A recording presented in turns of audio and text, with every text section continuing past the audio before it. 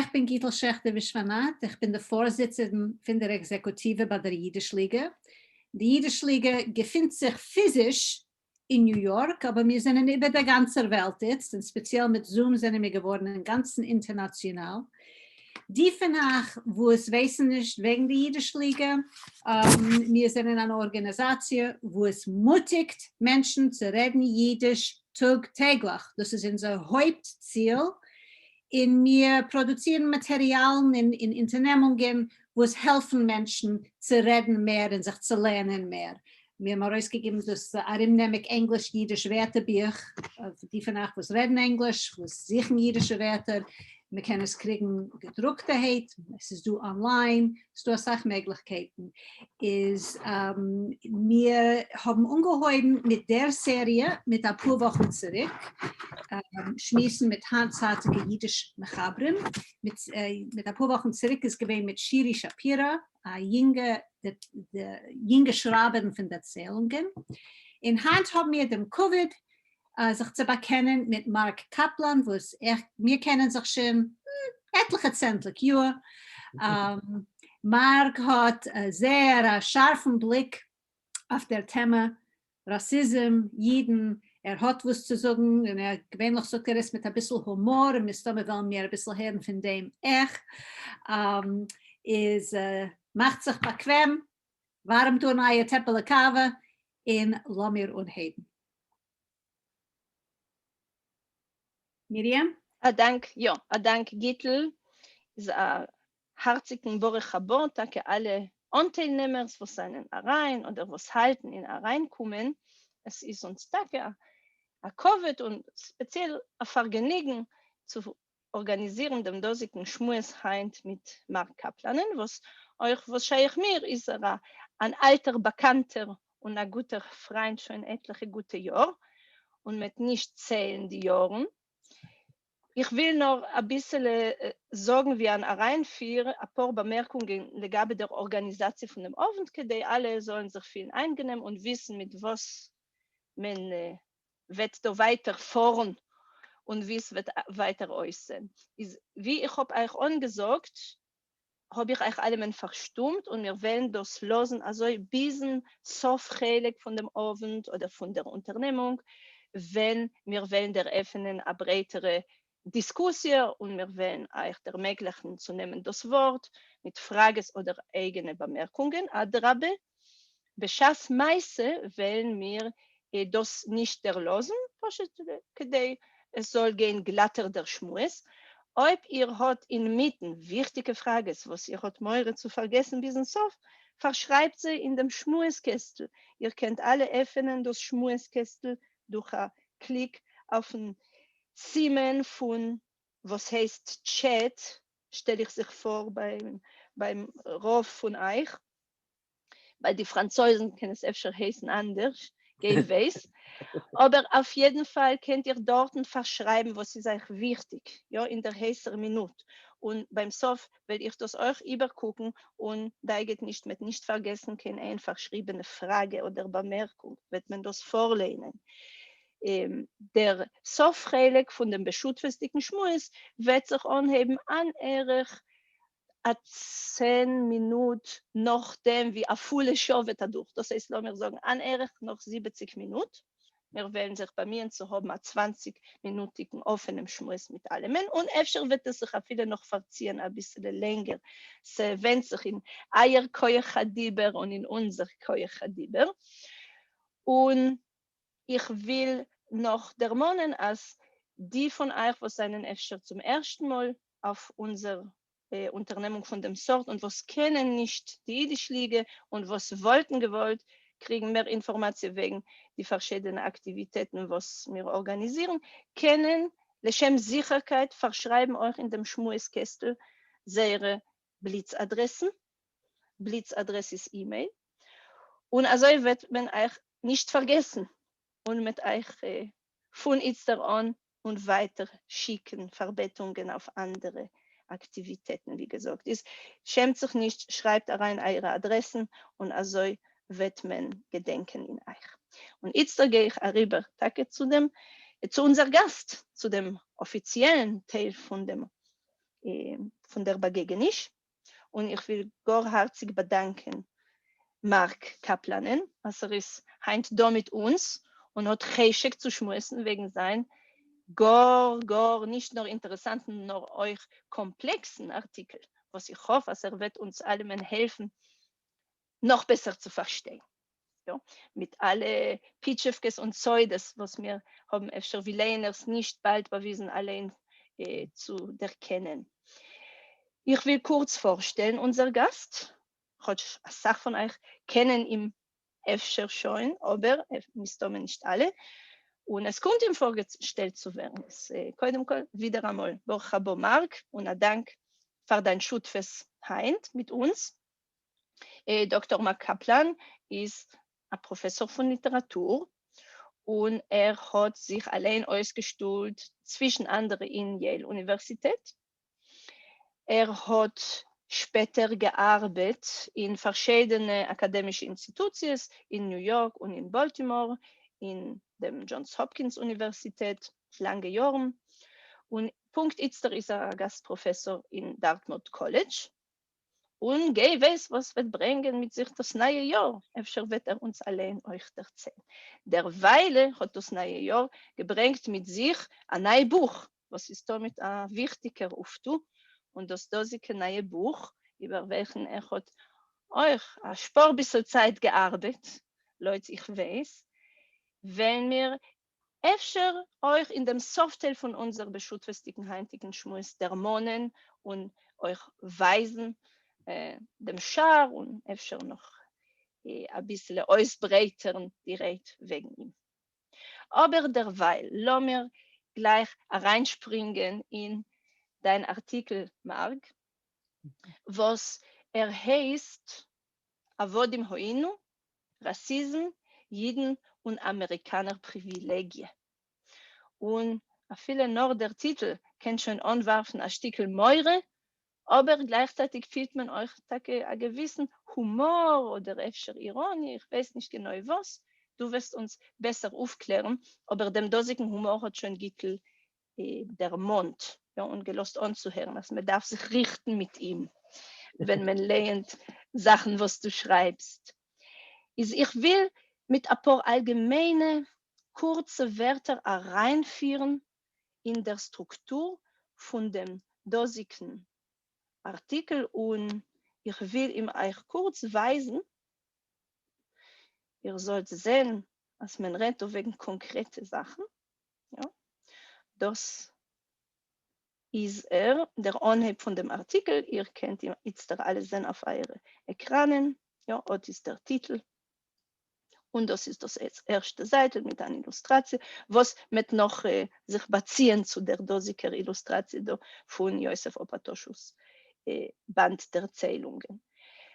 Auf jeden Fall hebt sich an der dosige Artikel, versteht sich wie jeder Artikel mit ein paar allgemeinere Sätzen und in die dosige allgemeine Reinführsätzen der Monster mag die 400-jährige Amerikaner-Geschichte und gleich in dem ersten Paragraph gibst du dein Lehener erklärt und du sagst, als in Mescher von dir 400 Jahren und mehr hat man nicht bewiesen in der Amerikaner-Gesellschaft,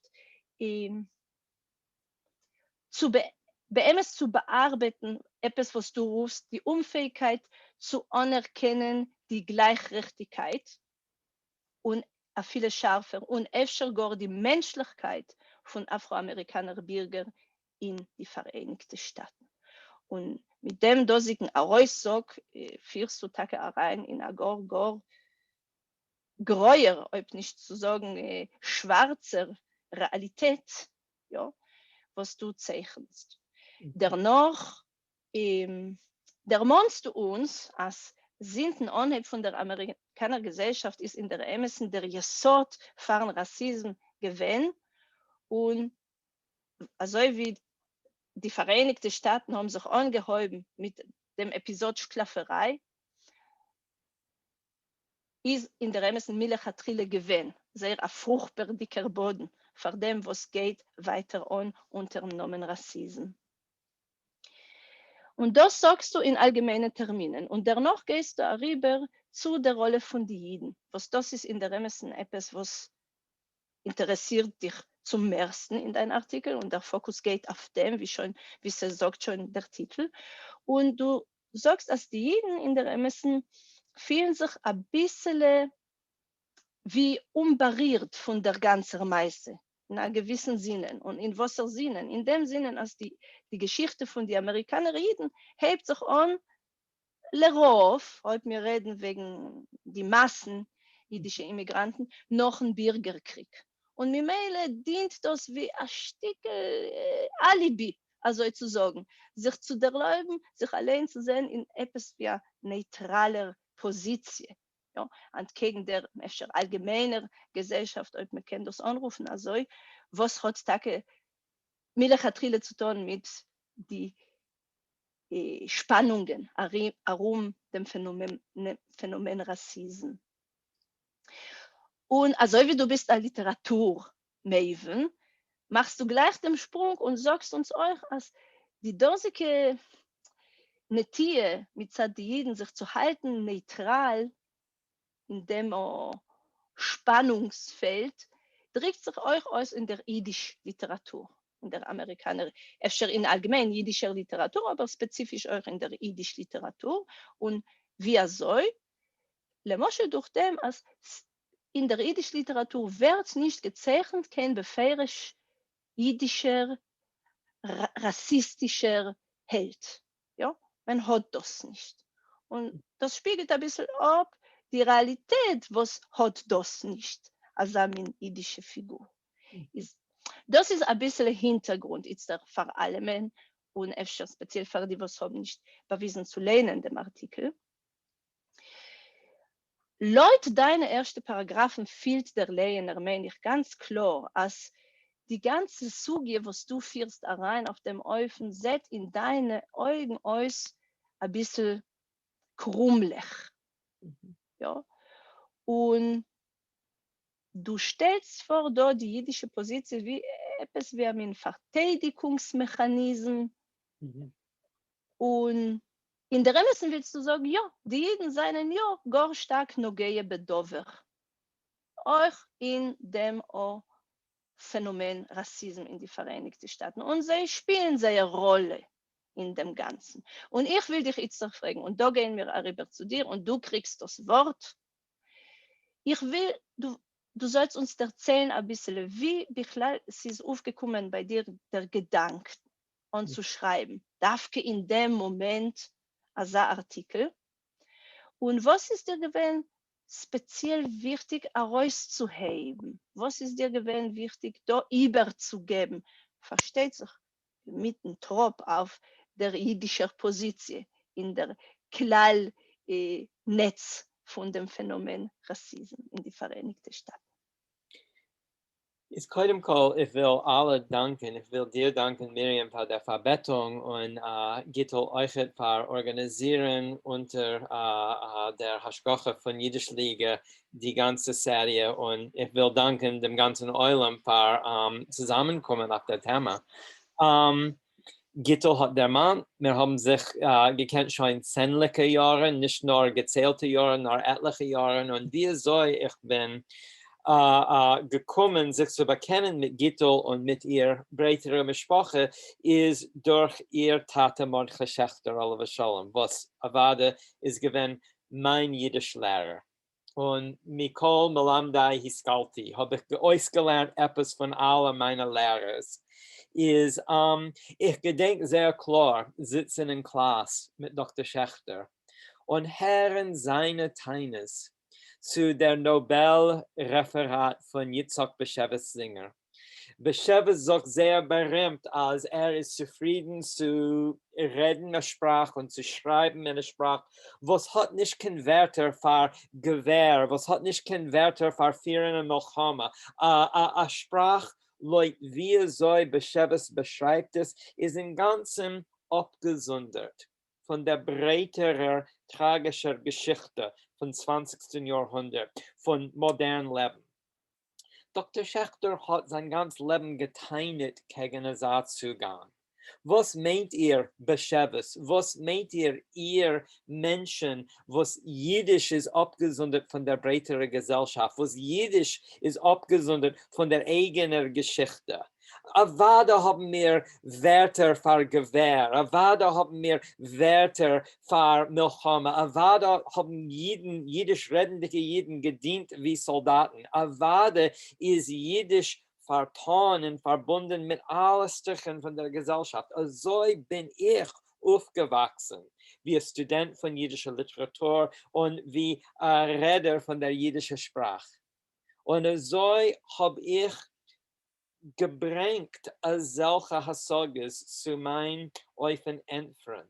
Als es ist da eine Fantasie, gebeut auf die Federmer von wie so eine jiddischsprachige Kultur hat sich entwickelt und gebeut auf dem historischen Zufall, als der Pfarr, was jeden seinen angekommen in die Vereinigten Staaten im größten Teil nach der Bürgerkrieg.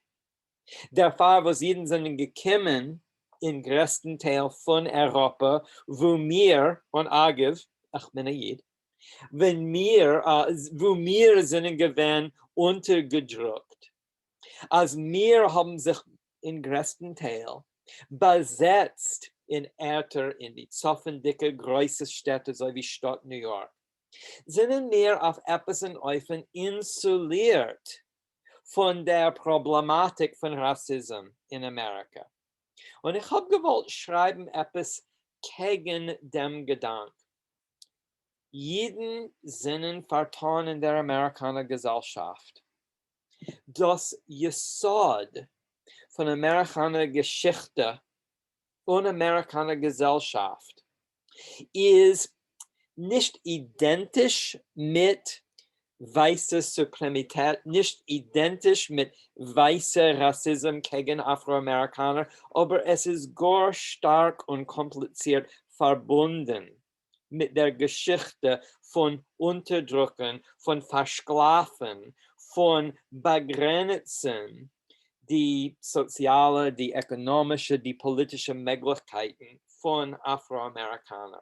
Und ich habe gewollt prüfen, examinieren, analysieren, was ist die Rolle von Jeden in einer abstrakte Prozedur von Unterdrückung und was ist unser heutige Achreis zu den Fakten von was ich rufe Amerikaner-Privilegien.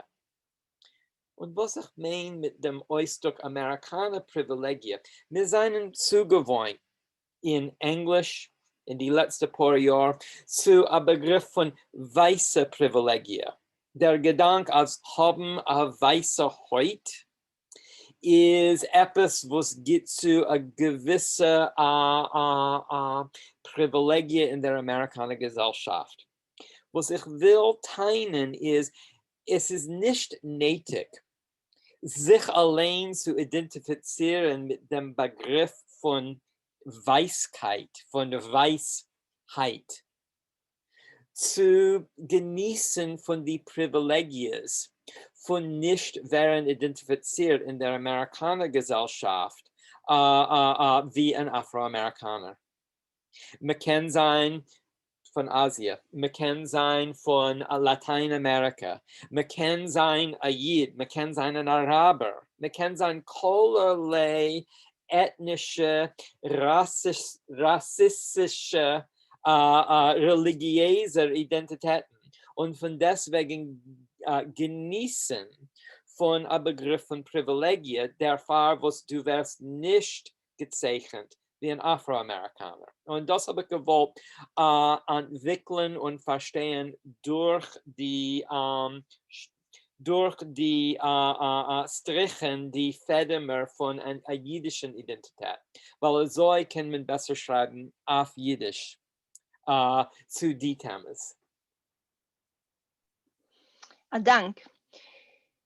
Wir haben also jetzt speziell betont, also mit Netie bei Jiden, sich zu sehen in etwas in neutraler Stellung, ja, und du hast euch genutzt, trefflich in unserer Zeit, der Moschel von sein, wie vacciniert oder immunisiert, ja, gegen Rassismus, nur weil man hat also allein also Geschichte.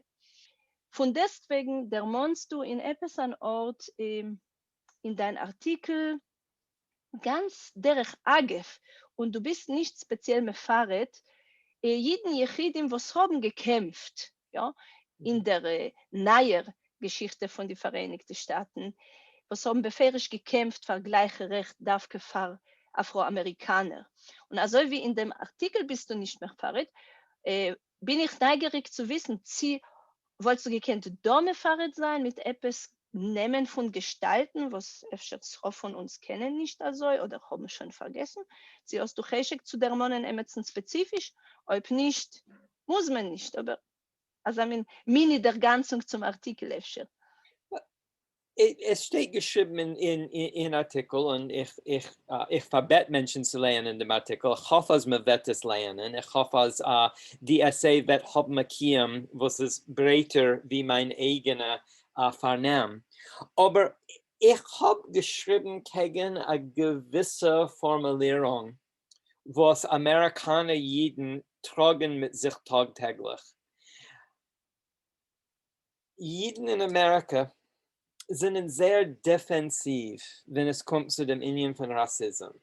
Und wenn man ist beschuldigt in Rassismus oder wenn man ist beschuldigt in Genießen von was man ruft tagtäglich weiße Privilegien, ist man sehr gicht zu empfangen. Oh, aber es ist nicht gewesen, Schwärmer, Goodman und Cheney, wo sind umgekommen, all Kiddush Hashem, Letoivis, die Afroamerikaner Bürgerrechtskrieg. 2 Jiden mit den Afroamerikaner haben abgegeben das Leben, als Afroamerikaner können stimmen in einem Ort wie Mississippi. Es ist nicht Harav Avram Yoshua Heschel, was hat marschiert Hand in Hand mit Herr Dr. Martin Luther King Jr.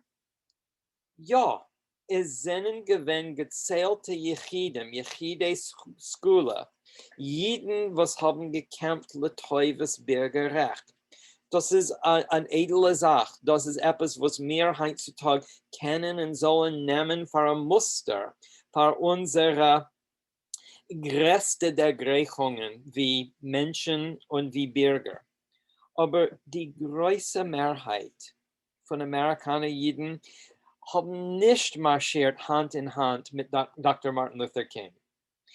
Die große Mehrheit von Amerikaner-Jiden sind nicht gewinn vertan in radikale Organisationen, was haben gedient Letoivis Bürgerrecht. Die große Mehrheit von Amerikaner-Jiden haben viele nicht gerät die jüdische Sprache. Ja, wir haben eine sentimentale Beziehung zu gewissen Imagen von Heldigkeit, zu gewissen Imagen von radikaler Politik. Aber wir dürfen gedenken, als was macht solche Imagen, also ausgezeichnet, ist der Fall, wo sie seien ausnehmerisch, sie sind nicht gewöhnlich. Und es ist wichtig zu ermahnen. Als trotzdem, als es nicht kein Avla, es ist nicht keine Wäre, als die Mehrheit von Jiden sind gekommen zu Amerika, zu suchen größere ökonomische und gesellschaftliche Gelegenheiten. Die Mehrheit von Jiden haben gewollt, dienen einen Ort in einer breiteren amerikanischen Gesellschaft. Die Mehrheit von Jiden haben sehr hatzlochedig sich assimiliert zu der amerikanischen Gesellschaft. Ich habe nicht kein Teines gegen dem, aber was das hat gefordert von der größeren Mehrheit von Amerikaner-Jiden ist Scholem zu machen mit einem System, was ist gewinn und bleibt heutzutage gewidmet zu der Unterdrückung von einer größeren Heilig von der Amerikaner Bevölkerung, die Afroamerikaner. Dank. Ich will aufrappen dem vor dem da, was du hast schon also angezeichnet in Scheiches mit die massenidische Aktivisten, was einen nicht gewinnen, nur die Yechide Skule, wie du hast gesagt. Und ich will weiter spannen in ein anderes Trum, wo man kann auch sein, ein Aktivist, man geht öfter nicht raus auf der Gas und demonstriert nicht und schlagt sich nicht. Und das ist der Trum von Wort, versteht sich. Ja, wie viel kann man oft dann mit dem Wort?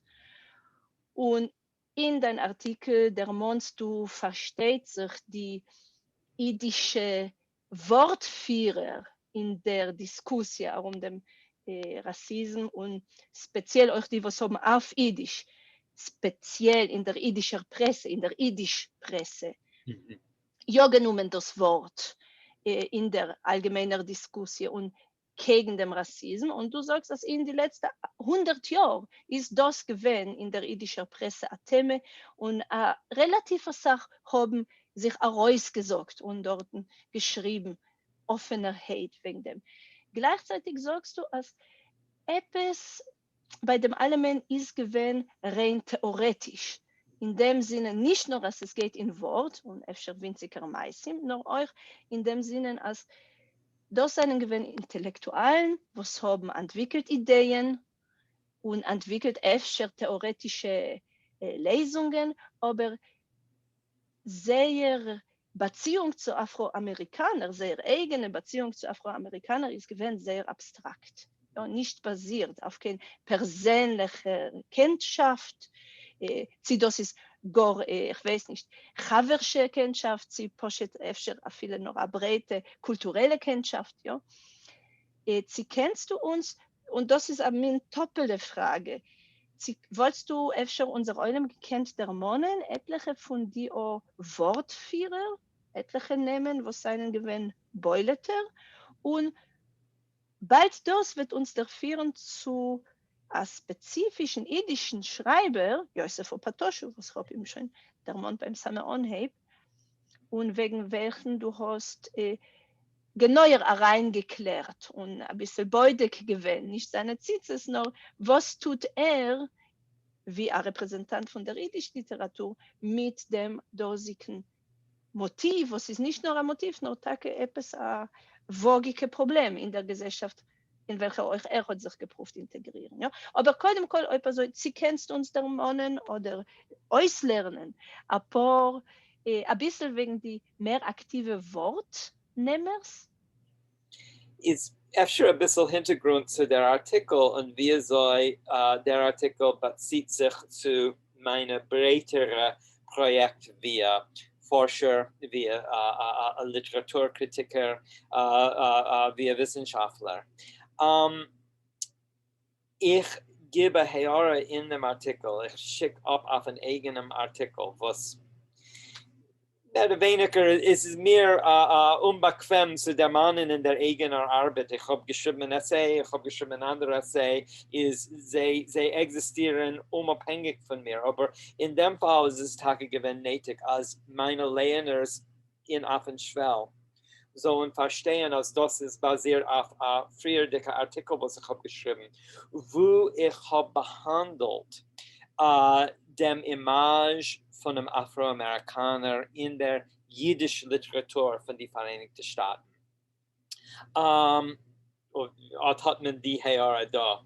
Ja, ist in einem gewissen Sinne kann man sagen, als der Artikel, was ich habe geschrieben auf Jiddisch für Affenschwell, ist ein Hemmschach von dem früher dicken Artikel, was ich habe geschrieben, leider auf Englisch. Wegen der, was man ruft in dem akademischen Jargon, wegen der Problematik von Rasse in der jiddischen Literatur, die Literatur auf Jiddisch. Und das ist wieder eine gegen Besheva Singers legendarischer Gestalt von Jiddisch wie Sprache, was ist abgesondert von der eigenen Geschichte. Wenn man lernt, die Amerikaner Literatur auf Jiddisch, die Literatur von die Junge, von die Inzachisten, von Schreibers also wie Josef Apatoshu, was passt nicht genau rein, nicht bei die Junge, nicht bei die Inzachisten, aber Bachlal. Man ist von Sama Anheb, von 20. Jahrhundert, gewinn gar vertieft in ein Image von Amerikaner Rassismus. Und wie ich habe verstanden, die Übergegebenheit zu nutzen und zu übernutzen Imagen von Rassismus in der jüdischen Literatur, es dachte sich mir, als das es gewinn allein eine radikale Strategie zu verteidigen die jüdische Sprache. Für was sollen Amerikaner Juden bleiben treu zu der jüdischen Sprache und mit der Sprache zu einem Begriff von jüdischer Kultur? Für was? Kedei, als man soll nicht sein wie alle anderen Immigrantengruppen, nicht wie die Deutschen, nicht wie die Irländer, nicht wie die Italiener, nicht wie die Griechen, nicht wie die Polacken, nicht wie die Russen, nicht wie die Ukrainer und so weiter, soll man nicht werden Stamm wie andere weißhäutige, europäischstammige Amerikaner. Soll man sich nicht führen wie Goyim. Die jüdische Sprache soll werden in die Augen, in die Ohren, in die Meiler von den jüdisch-Radikalen, soll sein der Mittel, durch welche wir hitten ab, ein Begriff von jüdischer Eigenartigkeit, jüdischer Werten, jüdisch Abgesondertheit von der weißen Amerikaner-Gesellschaft. Und in mein früheren Artikel, ich gebe zu verstehen, oder ich prüfe zu verstehen, in die eigenen Gedanken, in die eigenen Werte, wie soll Asamin Jiddischism, Asamin radikale Jiddischism, hat genutzt dem Image von weißer Rassismus zu schaffen ein neuer ethischer Zugang zu der Amerikaner Gesellschaft. Und was bleibt über von Asa jüdischer Radikalismus in der ersten Hälfte vom 20. Jahrhundert? Was bleibt über von dem in die Deures, was kommen noch in die 50er, die 60er, die 70er, die 80er Jahren, bis zu mein Dor, ist ein Begriff von Amerikaner jüdischer Liberalismus.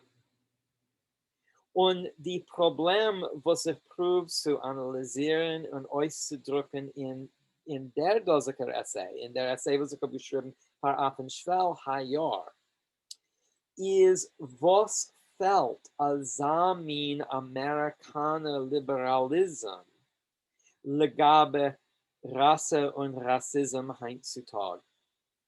Der Begriff als Amerikaner Jiden können nutzen Jiddisch, sich abzuhitten von die Averes von Amerikaner Rassismus. Es ist ein schöner Gedanke. Es ist eine schöne Fantasie. Aber es meint euch zwei Probleme. Es meint euch die Probleme, als Jiden wollen fortgenießen von der Amerikaner Privilegie. Sie zeichnen sich wie Weiße, sie nicht. Und es meint euch die Problem, was wie du der meinst, Miriam. Die eigenen jüdischen Radikalen haben nicht gewusst, kein Sach wegen Afroamerikaner Kultur. Und der Fall, was sie haben gehabt, also wenig persönlicher Kontakt mit Emesse, lebendige, Fleisch- und heutige Afroamerikaner Nefoshes, heißt es, als sie chasern über Stereotypen, Imagen, Eufanem trachten, wo sie haben geherrscht von Amerikaner weißer Rassismus. Dürfen wir gucken auf den Rassismus, was bleibt in der Amerikaner jüdischen Literatur, trotzdem, was man hat geschrieben, die Literatur wie eine antirassistische Literatur. Und wir dürfen gucken auf, was bleibt in der Amerikaner-Privilegie, in wie soll die amerikanisch-jüdische Gesellschaft heutzutage, meine Gesellschaft, unsere Gesellschaft in die Vereinigten Staaten, genießt noch als von der so gerufenen Privilegie.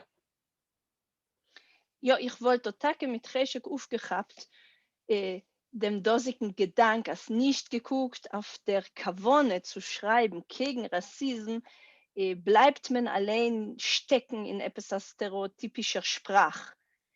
Und lo mir öfter a viele lehnen zusammen mit den Eulen, ein Zitat, was du bringst von Josef Opatoschun, und wegen seiner Erzählung, was ich wollte gewollt, du sollst ein bisschen mehr sagen wegen ihr, und der Eulen soll hören dein Kommentar, ich öfter zu der Erzählung, aber euch spezifisch zu dem weiter dicken Zitat, was macht sehr klar die dosige Dilemma, ja, als man will von einer Seite ja sich mischtadel sein und durch der eigene Sprache und durch sein eigenes Wort beitragen zu dem Kampf gegen Rassismus oder machen klar etwas an Anti-Stellung in dem Kontext und gleichzeitig kann man sich nicht befreien von sehr stereotypisch Bild, was man nicht nur man hat es und man hat es gejahrschend von jetzt noch durch dem, was man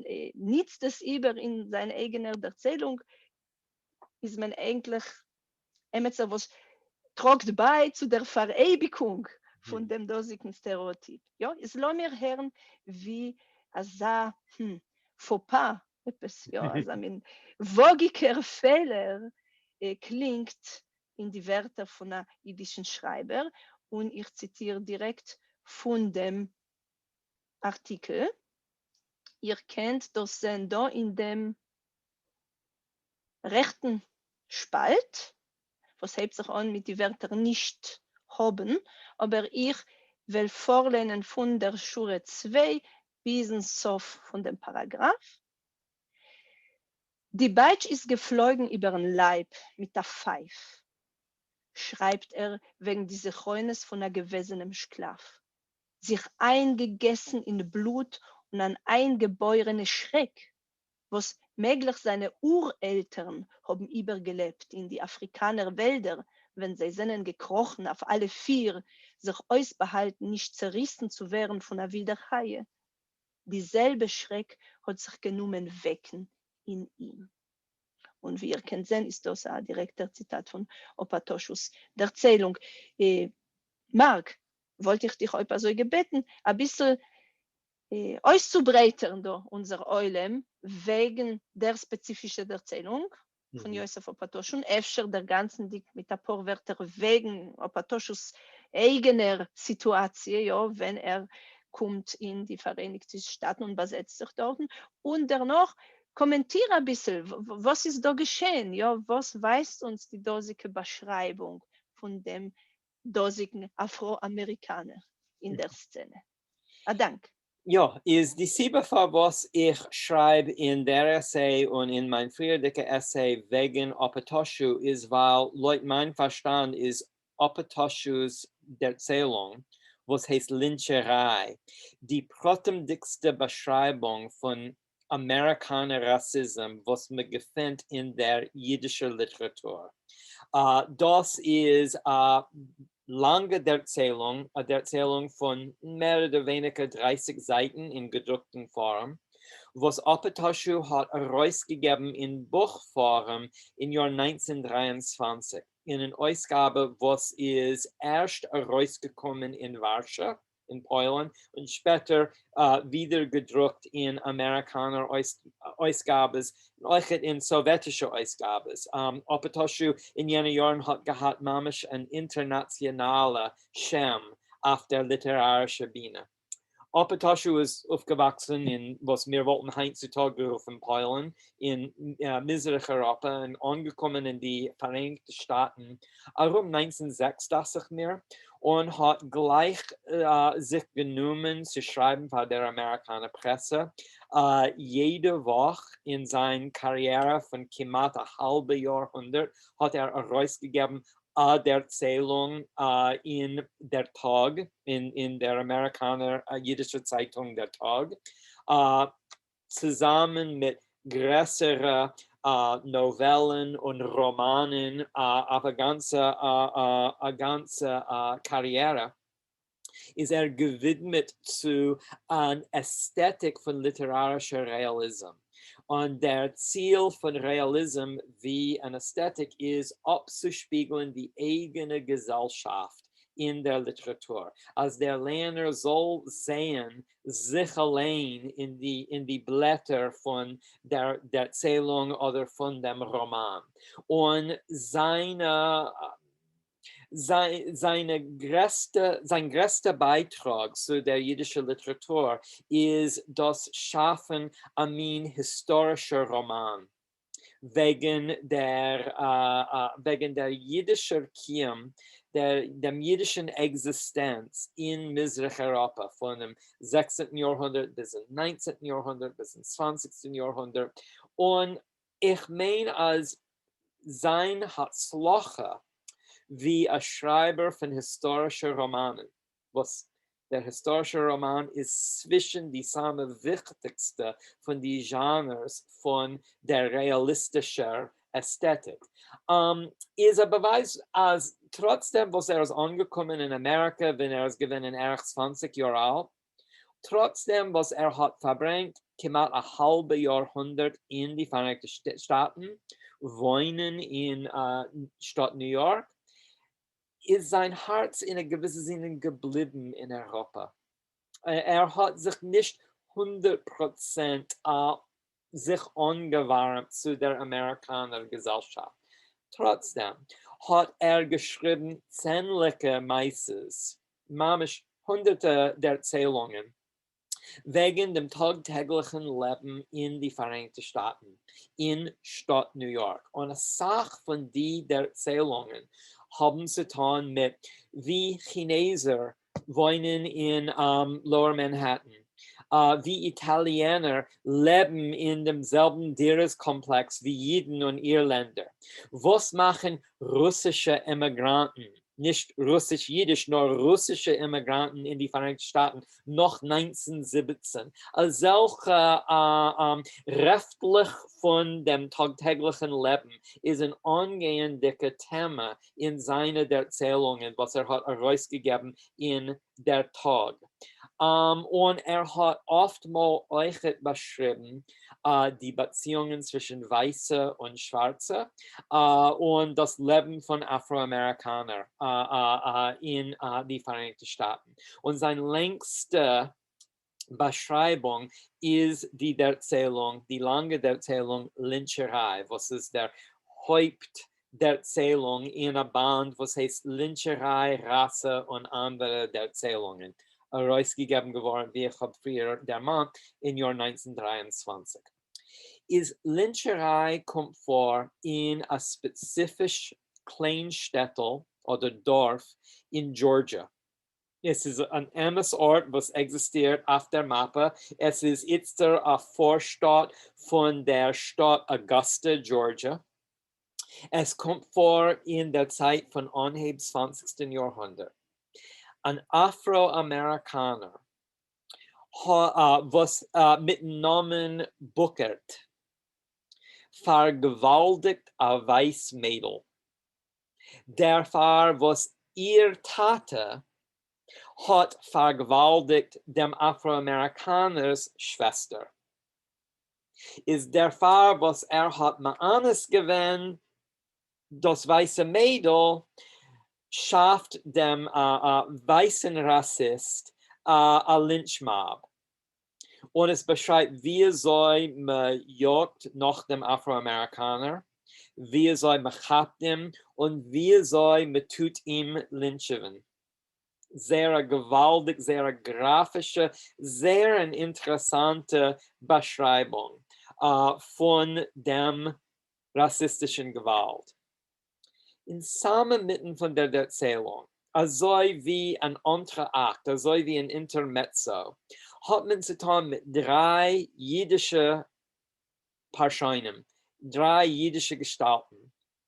Ein Jid Levi, ein anderer Jid Aseucher, ein Allreitnik und Levis Sohn. Levis Sohn will sich Anteil nehmen in dem Lynchmob.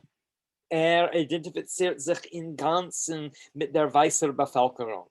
Levi will verwehren sein Sohn von sich Anteil nehmen, indem sagt zum Kind, sagt zum Sohn, als ein Lynchmob wird täten an Negerheit, wollen sie jagen nach die jeden Morgen, ist der Mann sich gedenkt, wenn Apatoshu hat geschrieben, die Erzählung. Hat es geschrieben, was damals anhebt 20er Jahre. Im Jahr 1915 hat man Tage gelyncht an Amerikaner Jid Leo Frank in Georgia. Es ist klar für alle, was sollen haben gelernt, die Erzählung. Als Apatoshu hat in seinen Leo Frank, wenn schreibt die Erzählung, ist zum Sof, wir haben nicht keinen klaren Begriff, sie der Levi oder der Ben Levi gewinnt in dem Gerangel. Wir wissen nicht, dass Levis Sohn soll haben sich Anteil genommen in dem Lynchmob, soll haben sich abgesagt. Der zweite Seucher kommt auf dem Lynchmob, aber nur zu verkaufen Scheure. Nimmt sich nicht Anteil in dem Lyncherei. Ist interessant ist, was tun die jüdischen Gestalten in der Erzählung? Sie sind in Samen mitten. Sie sind nicht zwischen die Afroamerikaner. Sie sind noch nicht zwischen die Weißen. Ist Apatoshus eigene Ambivalenz, seine eigene Zweiteiligkeit ist sehr, sehr belernendig. Aber von einem strategischen oder literarischen Guckwinkel, es ist klar, als weiß nicht, wie soll reinzuflechten die jüdischen Gestalten in der größeren Gesellschaft, was will beschreiben. Die jüdischen Gestalten bleiben abgesondert von dem Hauptfaden von der Erzählung. Dank. Du hast schmutzig doch mit mir der Mond ein bisschen früher dem Liberalismus. Und in deinem Artikel ist so ein Ort, wo du redest wegen einem mythischen Liberalismus. Mhm. Und in ein Atem sagst du, als die Amerikaner Juden haben angenommen das Gesetz Faramin Nair Teure. Mhm. Das ruft aber daraus ein Schmeichel und da kommen wir, da hat mir an dem zugesagten Humor, ja. Aber was genau meinst du mit dem? Als die Juden haben sich da geschaffen, an eine neue Teure, zugepasst und zugepravet zu der neuen Gesellschaft, in welcher sie haben geprüft, sich zu integrieren. Ich habe in Sinne eine Sache Gedanken mit dem. Und Humor, so wie andere euphane metaphorische Trachten, ist ein Eufen zusammenzubinden als Sach Gedichte, Gedanken auf öfter zu kurzen Eufen. Heute soll man trachten wegen der jüdischen Radikalismus. Die jüdischen Radikalen von 100 Jahren zurück, die Sozialisten, die Anarchisten, die Kommunisten, die Bundisten und so weiter, haben abgegeben die Taryag Mitzvahs. Sie sind gewesen Juden, sie haben geglaubt in die Einheitlichkeit von der jüdischen Sprache wie ein Mittel zu verbinden Juden mit seiner eigenen Jüdischkeit. Aber sie haben geführt sehr Leben abhängig von jüdischen Traditionen, jüdischen Minhagim, jüdischer Halacha. das sich mehr, als sie haben gesucht, andere Makeuren für seine Ethik, für seine Politik, für seine gesellschaftlichen Identität. Ankommend in die Vereinigten Staaten haben sie geglaubt, als das Zusagen von Amerikaner Konstitution, von Gleichgerechtigkeit, von Freiheit, von unbegrenzten Möglichkeiten. Das soll dienen wie ein Amerikaner gesetzlicher Identität. Der Gesetz, was man hat gedient, ist mehr nicht gewesen der Gesetz von Mishnah Torah, von Shulchan Aruch, von Tariag Mitzvahs. Es ist die Gesetze von der Amerikaner Melucha. Ob wir können bleiben treu zu der Amerikaner Melucha. Ob wir können fordern, als die Amerikaner Melucha soll bleiben treu zu die eigenen konstitutionellen Forderungen. Können wir leben da in Amerika, in zugesagten Land? Können wir praven a jüdische Gesellschaft, was ist integriert mit der breiteren Gesellschaft, treu zu der eigenen Ethos, sozusagen. Und wir können weiterführen ein jüdisches Leben auf solche Termine.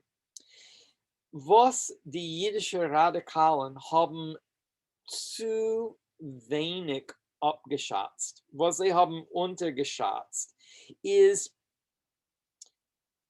die Forderungen von Amerikaner Gesetz sind bekievendig abgehalten von den Afroamerikaner Bürger.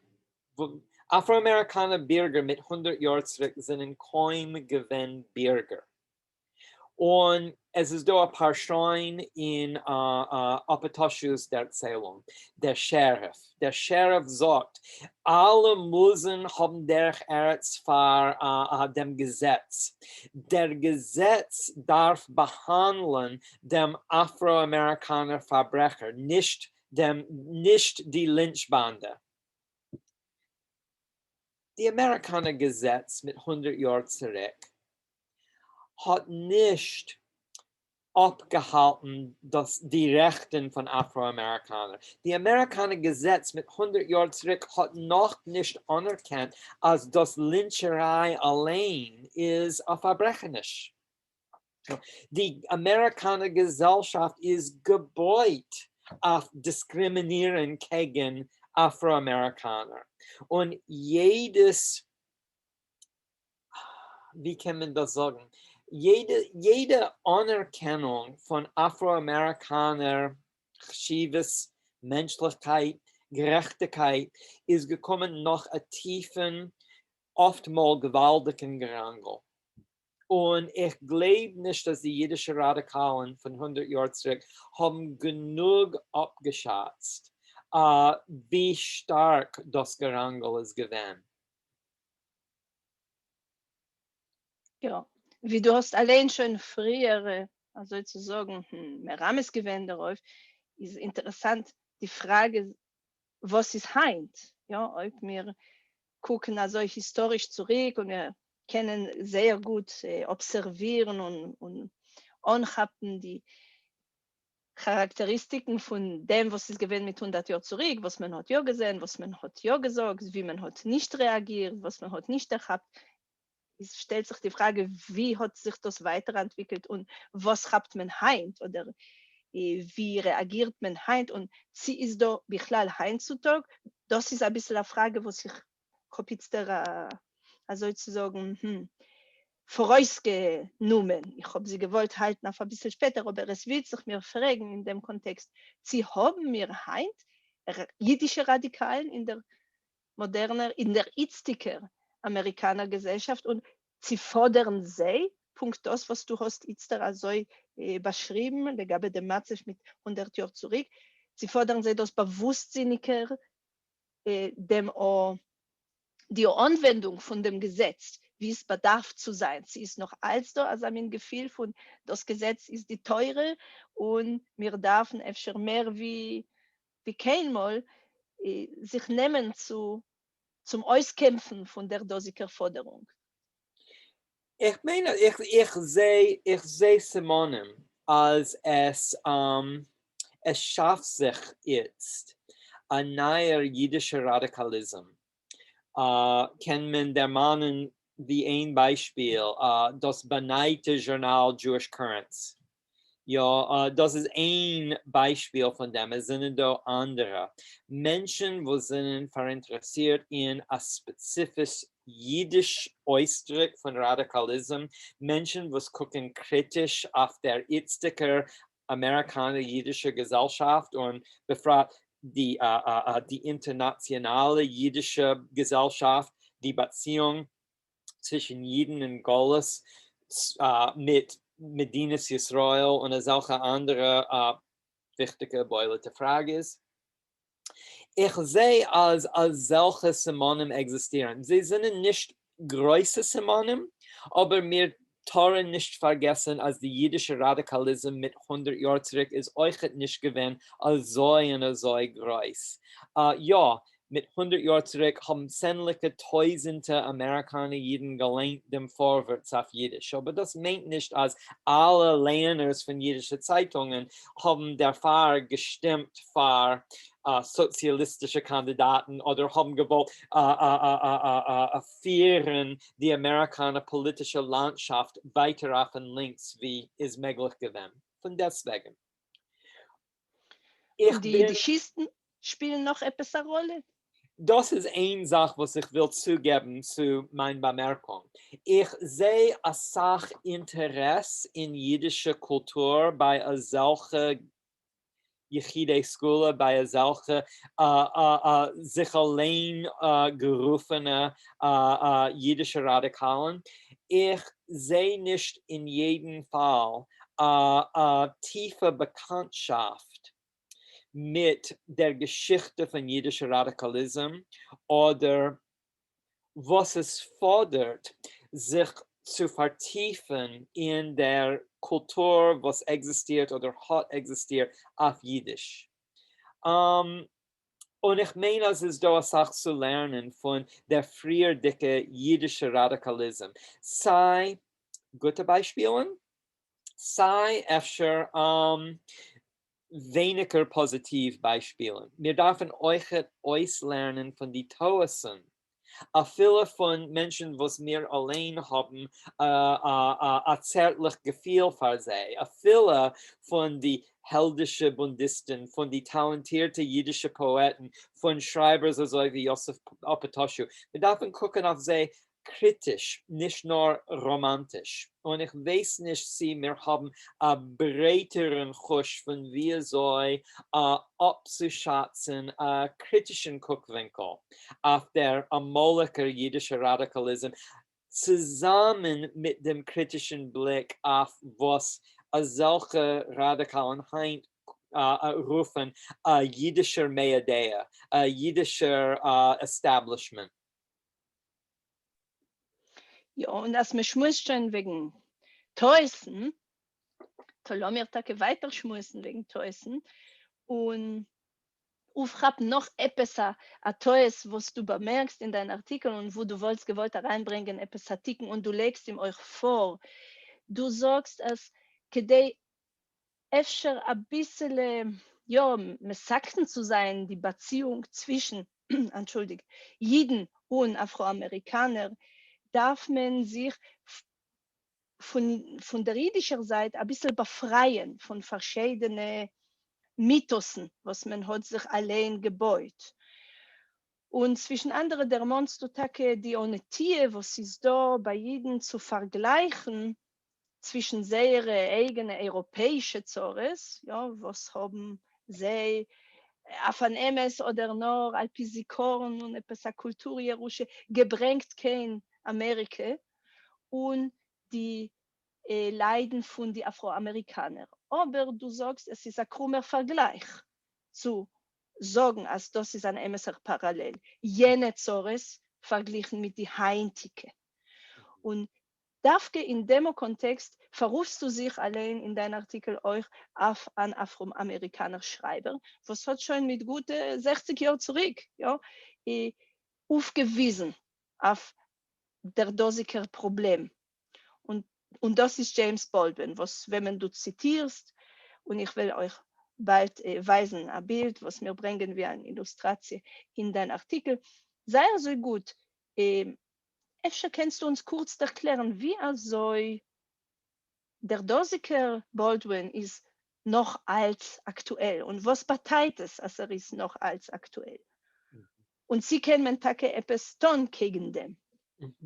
Well, es ist doch so viel, was ich will sagen, Betshuva, dein Frage und deine Bemerkungen. Ich bin heute sehr dankbar, also ich habe gehabt die Gelegenheit zu schreiben wegen James Baldwin in Offenschwell. Ist ein Dank für mich verbeten, das zu tun.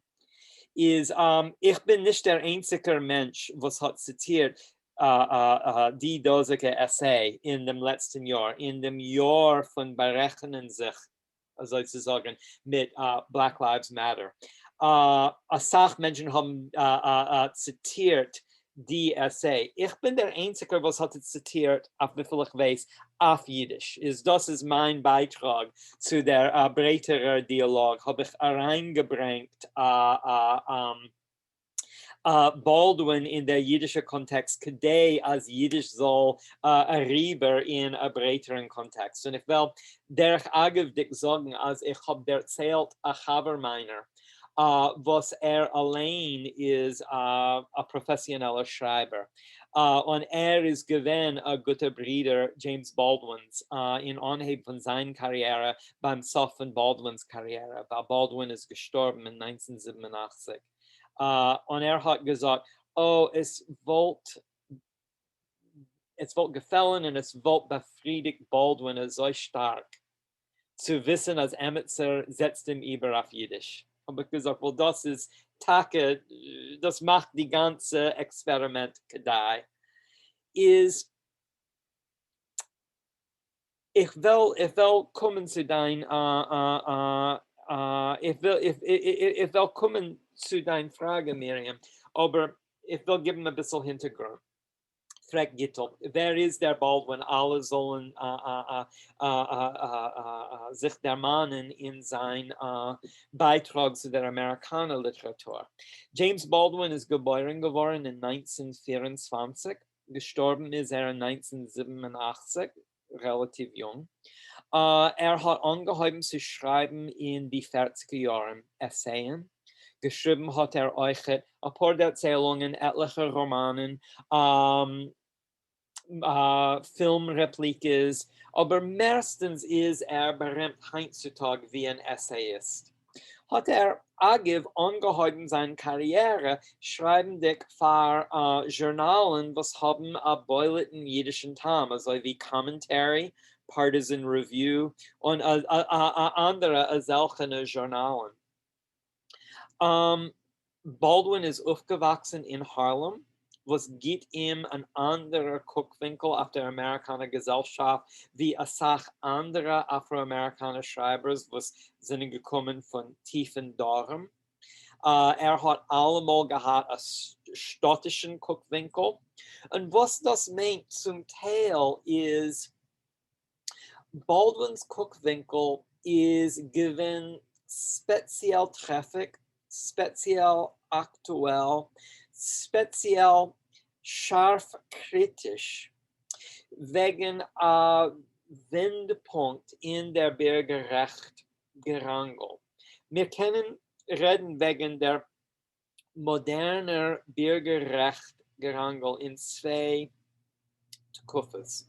Es ist da eine Tekufa, was kommt von den 50er Jahren bis anheb 60er Jahren, wo der Ziel von der Bürgerrechtsbewegung ist gewesen, zu schaffen Gleichberechtigkeit in der Jurisprudenz, zu endigen legale Diskrimination gegen Afroamerikaner. das ist ein Gerangel, was stellt sich vor von dem Sof von der Zweiten Weltkrieg bis zu die Jahre 1964, 1965. Nach 1965 beit sich die Bürgerrechtsgerangel von legaler Diskriminierung auf, was man kann rufen, ökonomische Beweglichkeit, ökonomische Gelegenheit. Und dort bei dem Fokus von der Bürgerrechtsgerangel von Tiefendorum auf die größere amerikanische Stadt. Und das ist, wenn Baldwins Guckwinkel wird Tage treffig. Und das ist die Tekufa, was man zitiert heutzutage von Baldwins Schreiben zu geben Kommentar auf die heutige Ranglischen. Baldwin schreibt ein Essay in 1967 mit dem Titel, und ich bin 100% sicher, es ist nicht sein Titel, es ist ein Titel, was die Redaktoren haben gegeben, die Essay. Negers sind antisemitisch, weil sie sind anti-weiß. Und vergleicht den Matze von meisten Amerikaner Jiden mit meisten Afroamerikaner. Und sagt, als was warf ihm in die Augen, wenn betrachtet den Matze von Jiden in Amerika heutzutage, im Jahr 1967. Es warf ihm in die Augen, wie Amerikaner Jiden 18 Afroamerikaner zu bleiben geduldig. Ihr werdet beikommen Diskrimination, weil mir sind beigekommen die Diskrimination, wenn wir sind angekommen in Amerika. Und Baldwin sagt, was ihr versteht nicht, wenn ihr meint, als ihr seid ein Moschel für uns, was jeden sind ein Moschel für Afroamerikaner. Ihr seid gefahren in Amerika, euch zu meiden Diskrimination. Unsere Diskrimination kommt vor in Amerika. Euer Leiden, euer Zures, reingerechnet und der Mann in dem in der Essay, reingerechnet dem Churben. Das ist ein Moleke Zures. Es ist nicht angehendig.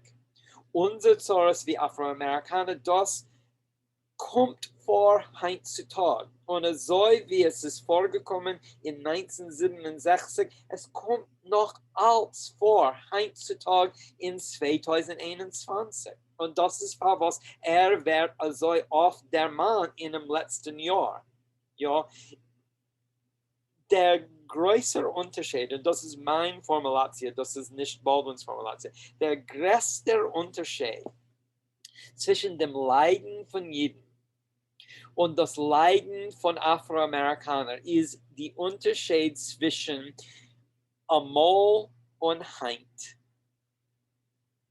Und ich habe gewollt behandeln, wie nötig es ist für uns Jeden zu verstehen, die Unterschied, euch mir willen verrichten, die Toasen, was die Liberale, die Radikale haben gebracht zu unserem Zugang zum Indian-Rassismus. Ja, und das heißt, dass man darf ein bisschen übermachen dem historischen Guck, ja, von einer Seite auf sich, aber euch öfter und der Ricker auf jenem und ein bisschen voneinander schäden oder kennen oder sein Gerät voneinander zu schäden. Wie du hast gesagt, darf sich allein wegstellen wie ein Moschel, ja, für jenem Sgeurel, was ist wie ein Akt für sich, euch ein bisschen von oben herab. Ob man kann sagen, also in etwas Amos, kein böse Kavone muss öfter nicht stecken hinter dem. Das dermont mir in ein anderer Stücke von deinem Artikel schon relativ beim Sof und ich will mekatzer sein, weil ich sehe, dass euch unsere Zeit steht nicht und man will doch fortgeben, dem eurem euch eine Gelegenheit zu fragen oder zu bemerken. Ich will aufhaben, dem Aspekt von kennen seine eigene Geschichte oder sein bewusstsinnig zu seiner eigener Geschichte. Und du sagst, dass in dem Indien die Beziehung zu seiner eigenen Geschichte steckt euch ein bisschen der Hund begraben, weil sie ist mal Spiel auf der Beziehung zwischen die verschiedenen Gruppen in die Vereinigten Staaten. Und ich habe herausgehört von jenem Paragraph etwas so wie es wollte uns geholfen oder es wollte geholfen der heutigen amerikanischen Gesellschaft zu werden bewusstsinniger legabe jenems Geschichte, aber öfter euch in einer gewissen Maß legabe seine eigene Geschichte und da rede ich von dem Afroamerikaner Standpunkt ein bisschen. Und sie hast du geprüft mit dem Ramesan darauf, als es wollte gekommen die Zeit, öfter ist so schön gar spät, sich zu lernen, mehr Bewusstsinnigkeit wegen die verschiedenen Geschichten und sie können das bringen, ein Stück der Nenterung oder a viele sein der Boden für a voller Anerkennung mit der Zeit. Ich meine, das bringt uns eigentlich zurück zu dem Zitat von Apatashu, was wir haben noch was gelernt mit ein paar Minuten zurück. Wenn Apatashu prüft ausmalen das Leiden von Afroamerikanern, geht zurück zu sehr verspreiter, aber sehr rassistischer Begriff. Als Afroamerikaner haben nicht keine Geschichte. Als wenn sie sind, hergebracht von Afrika, hebt an sehr Geschichte und es hebt an mit Sklaverei. Das amolige Afrikaner Existenz ist ahistorisch. Man ist gekrochen auf alle vier, man hat gelebt in der Dschungel. Die größte Gefährlichkeit ist gewesen wilde Haie, was sollen herabschlingen, die Kleine und die Schwache. Das allein ist eine Mythologie, auf was der weiße Rassismus ist gebaut. Als Afroamerikaner haben nicht keine Zivilisation, sie sind Gerim Vetoishvim in der weißen Zivilisation. Afrikaner haben gebaut die Zivilisation, weil die Zivilisation von weißen europäischen, mehrheitlichen Kulturen ist gebaut auf Sklaverei. Und wir dürfen verstehen, Afroamerikaner, Jeden, alle dürfen verstehen, als wenn man hat zu tun mit Afrika, hat man schon zu tun mit der Geschichte. Und ich mache Vergleich in meinem früheren Artikel. Wenn Apatashu soll haben geschrieben wegen einer jüdischen Gestalt, wollte gewusst und wollte sich benutzt mit einer ganz zugegräte Mythopoesie, eine ganz greite Gamme von historischen Ramosen. Golis Bavel, Golis Spanien, Churban Beis Hamikdash.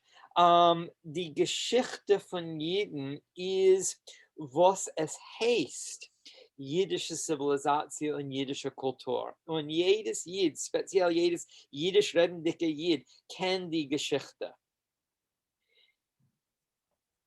Afroamerikaner-Kultur ist geschaffen dem Bloß von nicht kennender Geschichte. Was geht a viele früher wie die Bürgerkriege allein. Ja, wir dürfen für alle Amerikaner, für alle Bürger von der Welt, wir dürfen zugeben, ein Begriff von Afrikaner-Geschichte. Kedei, als man soll verstehen, als Afroamerikaner Zivilisation ist, Afroamerikaner Kultur ist eine Zivilisation für sich. und nicht nur Hesafa oder ein Beitrag zu der Amerikaner-Geschichte. Und sie sieht man Tendenzen von dem Sort in der heutigen Amerikanergesellschaft, Beispiel in dem terzierischen Sektor. Sie prüft man da etwas auswählen, Abläufe, in welchen man hat sich so gehabt. Und das kann öfter sein, etwas an der Erziehung auf Lehabe, was soll bringen, Gleichheit und volle Anerkennung.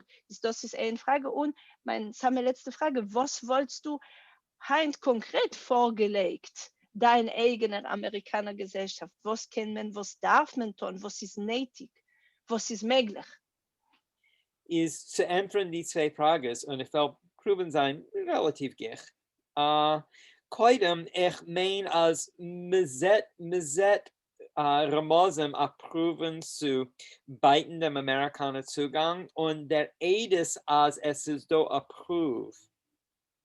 Ist das, was man sagt, mit einmal eine Reaktion gegen dem. Ich weiß nicht, wie viel von euch gedenkt, in die letzten paar Tage von der Trump-Administration, Oliver Schnobel, hat man herausgegeben ein Dokument, was hat geheißen, die 1776 Projekt. Es gibt einen Entwurf auf der 1619 Bericht. Die 1619 Bericht ist ein Projekt von der New York Times zu dokumentieren die Geschichte von Sklaverei in den Vereinigten Staaten. Die Gesellschaft, was Afroamerikaner haben geherrscht und anpflegt in den Vereinigten Staaten.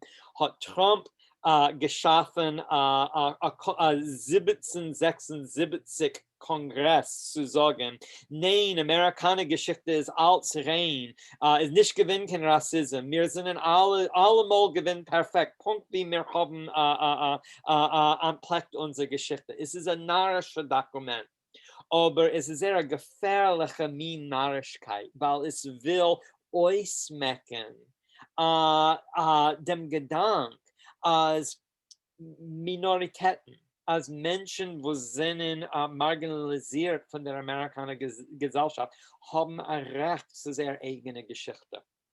Was ist mein Eize? Hakitzer.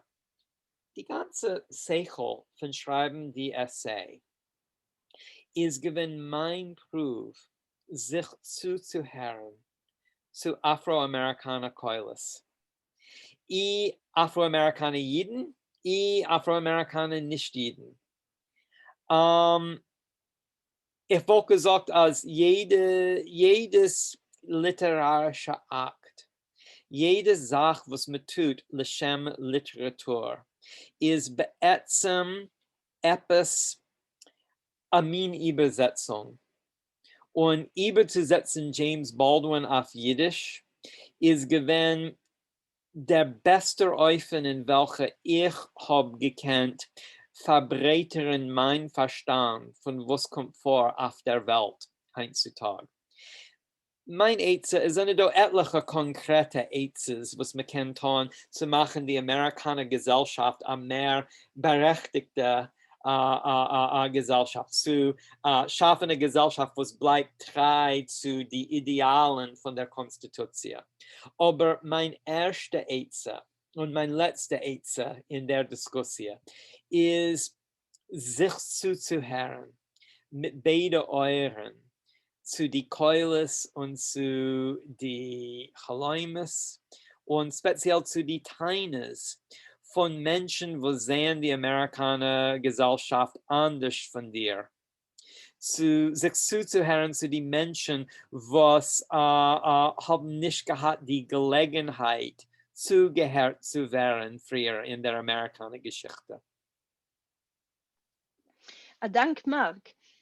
Durch sich als ein anderes, sehr konkrete Eize, was du gehst, was hat zu tun auch mit der heutigen Observations und konkrete Geschehnissen ist, als wie ein Parallelfall zu dem, was einmal hat man also stark gewollt auskämpfen. Das Gesetz soll Tage versichern und garantieren Gleichheit. Also darf man heutzutage auskämpfen, als die einzelne Institutions, ja, was seien die Ausführer von dem Gesetz, sollen euch überstrukturiert werden, kedei zu garantieren Sicherheit und Gleichheit. Aber gut, wegen dem wird öfter noch auskommen zu reden in die persönlichere Frage, ist jetzt der teurer Eulem, ist gekommen der Moment, versteht sich derweil zu bedanken bei Marken, der größten Jascherkeuer, und wahrscheinlich euch ist gekommen der Moment, Tage zu fragen, gleich und direkt, ihr könnt es dann machen die Kassimen mit eurer elektronischen Hand, und ich hoffe, dass ihr wisst inzwischen, wo sie befindet sich, das ist eure dritte Hand, und ob ihr wisst noch nicht, könnt ihr anstellen eure Kamera und machen mit eurer physischen Hand, und ich will es bemerken, oder ihr könnt euch reinschreiben, Frage es in dem Schmutzkästchen. Sie seien da, konkrete Fragen abrufen. Ja, ich sehe es, etliche seien da, will ich geben das Wort Shmuel koidem kol, was hört sich zu uns von London. Shmuel. Danke, Miriam. Ich habe gehabt, stark Hannover zu prüfen, zu lesen, dein Artikel, Mark, danke. Ich habe schon ein Regime von FC 200 Wörter, was ich habe nicht gewusst früher. Und das ist euch sehr schön. Ich habe, es ist ein bisschen eine lange Frage, mit ich meine eine kurze Antwort. Weil ich habe letztens gehört Referaten von Henry Saposnik wegen Schwarz, Chazonim und in New York und euch ein bisschen wegen Afroamerikaner Kehilas und Schielen in New York. Sie haben sie gehabt eine Rolle in der dosigen Geschichte in Amerika. Miss Dome seien die Kehilas gewesen zu klein zu haben, eine Spur. Is a großen Dank, Shmuel Label.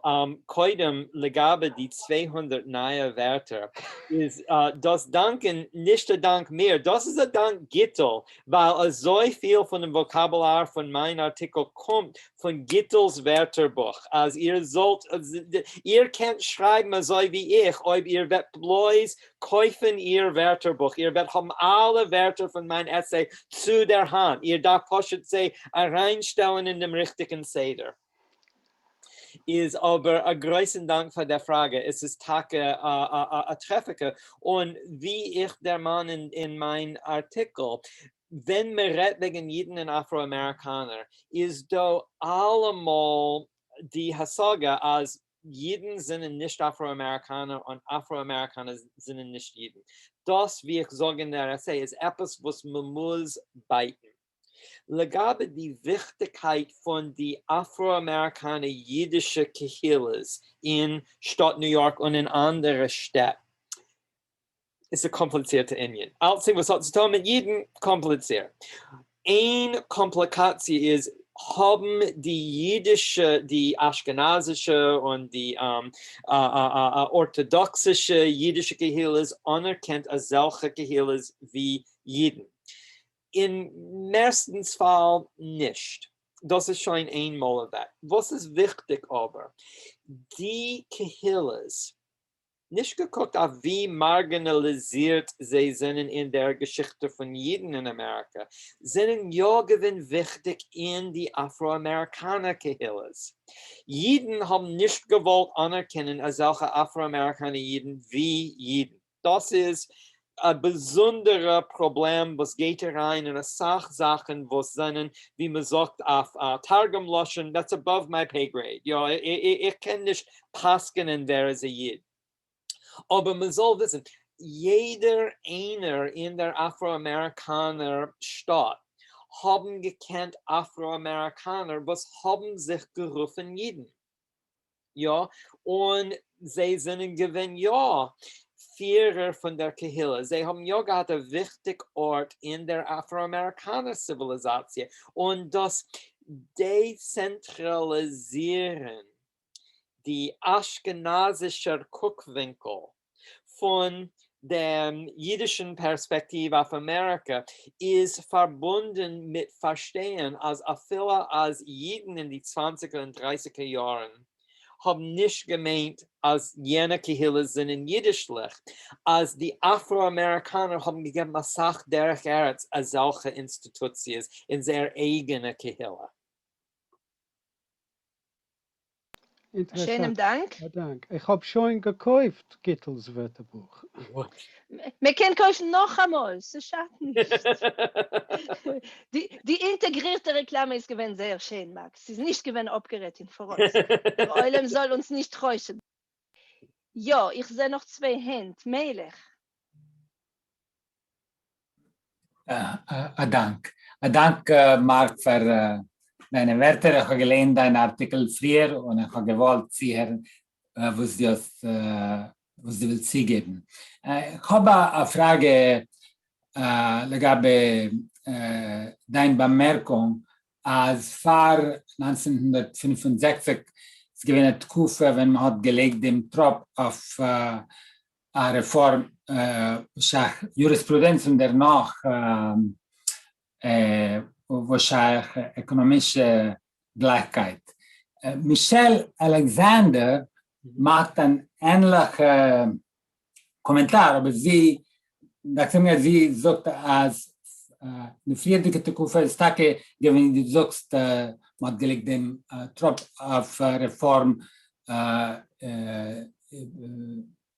wahrscheinlich die Gesetze, aber sie meint, als jetzt darf man reden mehr wegen moralischer Kampf. Und ich meine, sie hat meistens zu der afroamerikanischen Kehille. Aber ich meine, das ist schärfer in Zeug. Ich meine, also öfter ist dein Zugang viel besser, wie sie legt vor. Weil ich meine, als Menschen sein öfter, ja, berechtigt und sagen, ich bin nicht kein Rassist, ich meine, ich habe afroamerikanische Frauen und so weiter, aber sie nehmen nicht in Betracht, als der ganze System ist in einer gewissen Sinn gegen der afroamerikanische Kirche. Ich will hören, was Sie zu sagen, wegen die zwei Euphemien zu kicken, auf was man da tut. Danke. Dank dir, Melech. Ich meine, als ich habe gehabt zwei Ziele in meinem Artikel, in meinem Essay. Und heute, wie ich habe gesagt, ist das gewinnen euch Tage sich zuzuhören zu Afroamerikaner Keulis. In einem spezifischen Fall James Baldwin, aber ist nicht der einzige Hashpoa von der Afroamerikaner Kritik und der Afroamerikaner Literatur auf mein Essay. Der zweite Ziel von der Essay ist gewesen, zu verrichten a gewisse Bloß in der amerikaner-jüdische Kultur. Als man wächst auf in einer Stadt wie New York, ist es sehr gering zu bleiben segregiert von dem Guckwinkel von Afroamerikanern, von der Überlebung von Afroamerikaner Bürger. Ich bin aufgewachsen in Louisiana. Man kann nicht ausmeiden Afroamerikaner. Afroamerikaner sind nicht in die Schatten von der dicker Überlebung. Afroamerikaner sind ein Umtum in unser Leben, in unsere Häuser, in unsere Institutionen. Und kadei auszumeiden dem Perspektiv von Afroamerikaner ist es etwas, was der Schreiber Ralph Ellison hat gerufen, als Afroamerikaner sind nicht auf dem Granit, sie sind nicht in dem Schatten, sie sind unsichtbar, they are invisible. Ich will machen mehr sichtbar dem Perspektiv von Afroamerikanern, wenn man redet wegen die Unionen, wenn man redet wegen jüdischer Kultur. Das ist eine von meinen Zielen in der Essay. Legabe entfern dein spezifische Frage. Ich meine, als die wichtigste und öfter die schwerste Herausruf für uns ist zu verstehen, wie soll ein System, was arbeitet, für uns wie Immigranten, wie die Kinder von Immigranten, wie die Enkel von Immigranten,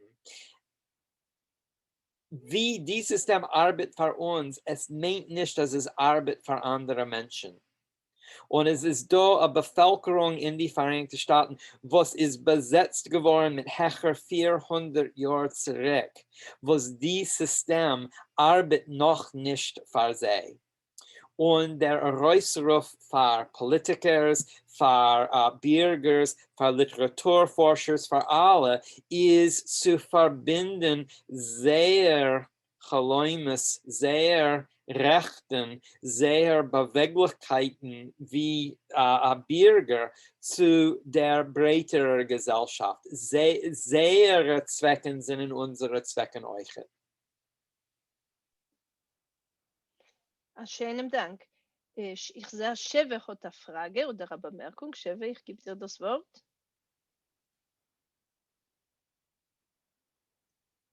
Gib noch 8, anzustellen dein Mikrofon, Sheve. Derweil hören wir nicht.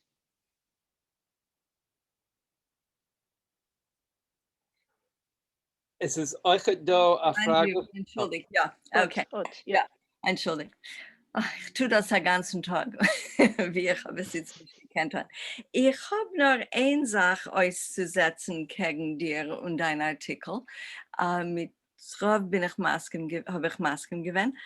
Du hast geschrieben, ich gedenke nicht Punktwörter wegen dem Mythos, als Jeden sind gekommen in Amerika zu lieb Pogromen. Und als das ist befähig nicht sie sind gekommen zu lieb ökonomische Möglichkeiten. Ich weiß nicht, wie du kannst reden wegen a Pogrom-Mythos. Versteht sich nicht jeder ist gekommen zu lieber Pogrom, aber ist dir nicht genug, als es gewesen a Pogrom 60 Kilometer von dir, du sollst laufen, hat man gedacht, mamisch, a durchgehen, als a Pogrom, kidei du sollst das berechtigen und nicht sagen, als es gewesen ein Mythos. Und als man ist ja gekommen zu lieb ökonomisches Sibes, darf man in Sinnen haben, was für eine begrenzte ökonomische Möglichkeiten als Sachjiden haben gehabt in Mitteleuropa. Ich verlege nicht, wie begrenzt die ökonomischen Möglichkeiten von Jeden sind gewesen in Europa.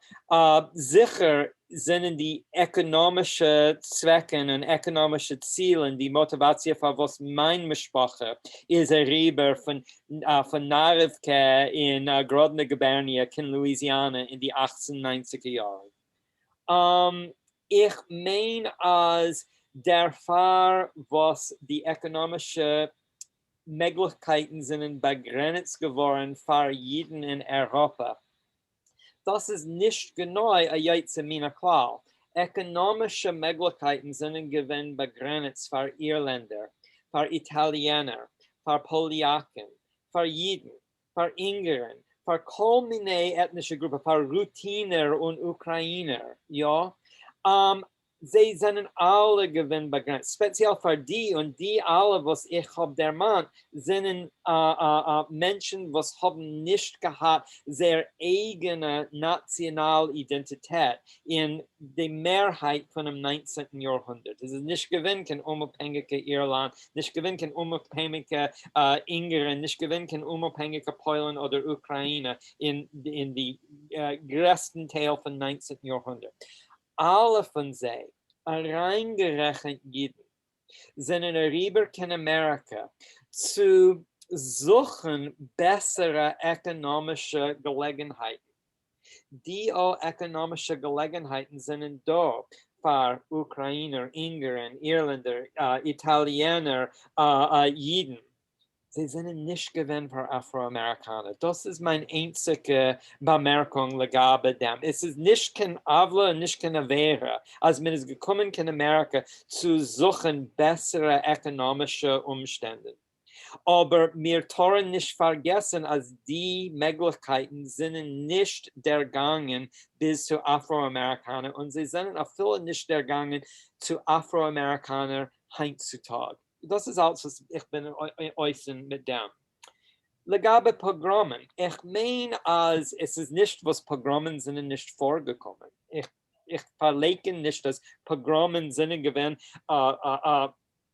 schreckliche Problem für Jeden und ein Problem, was nur Jeden haben gelitten von dem in Europa von die 19. bis Anhieb 20. Jahrhundert.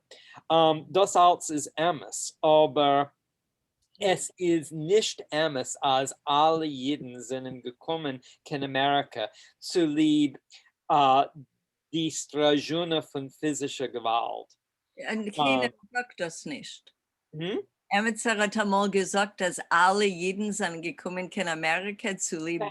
Man hört das auf der Gas. Man hört das auf der Gas sehr oft. Ich hab das gehört auf der Gas aufwachsen, der ganz Leben. In Louisiana. In Louisiana, Phila. Und es ist Ja. nicht gewinnt. Ja, ich meine, als wir dürfen betrachten dem Indien-Programm nicht auf einen legendarischen Eufen, nur auf einen historischen Eufen. Und das ist alles, was ich will sagen wegen dem. Ich will nicht verleugnen, als Jeden haben gelitten in Europa. Wir haben gelitten. Aber das Leiden von Amol ist nicht dasselbe von Leiden heint. Und das ist der Unterschied, was ich will herausbringen mit dem Kontrast. Ja, Dank, Mark. Ich meine, du hast allein euch gesehen noch eine Frage in dem Schmueskästel, richtig? Zu welcher du hast dich gewollt beziehen. Ich lasse dich bald öfter sich direkt beziehen zu ihr. Ob du willst, kannst du kurz versachakeln die Frage auf Jiddisch. Sie ist gefragt geworden auf Englisch. Ja, Benson Schaefer schreibt, dass es ist gewesen ein reicher Artikel und like meine Meinung kann man passt aufhören, überzusetzen da, das ist mir genug, als es ist ein reicher Artikel. Aber Herr Schaefer fragt, wollte man gekannt reden ein bisschen öfter wegen der Rolle von Führerschaft in beiden dem Blick von Jeden und Afroamerikaner und die Wirklichkeit von der Beziehung in der Gerangel nach Bürgerrecht für Afroamerikaner ist, ich meine, wir haben zwei Unionen. Wir haben zu tun mit zwei Fragen. Keinem ist die amolige Führerschaft von die 60er Jahren, die 50er Jahren, die 20er Jahren und früher. Und zweitens ist die Frage für heutzutage. Ich meine, als in allgemein im 20. Jahrhundert ist die Beziehung zwischen die Kulturs von Jeden und Afroamerikaner gewinnt relativ gut. Die Kulturs Letoivis Afroamerikaner und Jeden. Menschen, was haben angeführt mit jüdischen Institutionen, so wie Anti-Defamation League, American Jewish Congress, Arbeiterring und so weiter, sind gut ausgekommen mit den Führers von Afroamerikaner Institutionen, Menschen so wie A. Philip Randolph, W.E.B. Du Bois, Booker T. Washington, Bayard Rustin, John Lewis und so weiter, Martin Luther King speziell. Ich meine, das ist sehr schöner Kapitel von der Amerikaner Geschichte. Illegabe die Amerikaner Jeden, illegabe die Afroamerikaner. Die Problem ist, voile Beziehungen zwischen institutionellen Führers ist nicht kein Mamala Mokim für gleiche Beziehungen zwischen tagtäglichen Menschen, zwischen Jeden von einem ganzen Jahr und Afroamerikaner von einem ganzen Jahr. Und das hat man sehr wenig gehabt. Öfter ist gewesen die Beziehung zwischen tagtäglichen Jeden und tagtäglichen Afroamerikaner gewesen die Beziehung zwischen einem Ballerboss und einem Arbeiter. Und lav davke ein Arbeiter mit den Benefiten von Srov-Arbeiters, das heißt Dienstmeuten. ohne solche Minenarbeiter. Und ich meine, wir dürfen gucken ehrlich auf dem. Legabe heutzutage, die Führers von der Afroamerikaner Kehilla und die Führers von der jüdischen Kehilla. Ich meine, es kommt eine ehrliche Frage, wer sind die Führers? Und wie sollen sehr meistens gute Beziehungen wirken, peilen auf die Beziehungen zwischen tagtäglichen, heutige Juden und Afroamerikaner.